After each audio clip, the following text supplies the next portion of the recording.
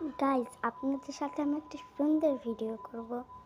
সেটি হলো স্লাইম দিয়ে বালুন বানানো। চলুন দেখা যাক কিভাবে করতে হয়। প্রথমে স্লাইম নিয়ে নিব, তারপর একটি কলম নিয়ে নিব।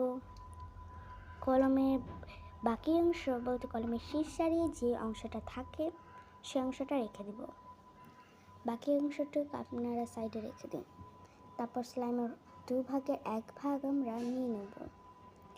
নিয়ে এটাকে ট্যাপ ট্যাপ করে লম্বা করে নেব, একটু চ্যাপটা করতে হবে। তারপরে কলমের শীষের মধ্যে আমরা এটা লাগিয়ে দেব। তারপর আপনারা ফু দিয়ে এটাকে ফুলাতে পারবেন। দেখুন আমি কিভাবে লাগাচ্ছি, এটা আপনারা প্লিজ একটু ফলো করেন। এই তো আমার লাগানো হয়ে গিয়েছে। এইবার আমি ফু দেওয়ার ভিডিওটা করে নিই ইচ্ছে করে। দেখুন আমি এটা ফু দিয়েছি, তারপর দেখুন কত সুন্দর একটি বেলুন হয়ে গেল।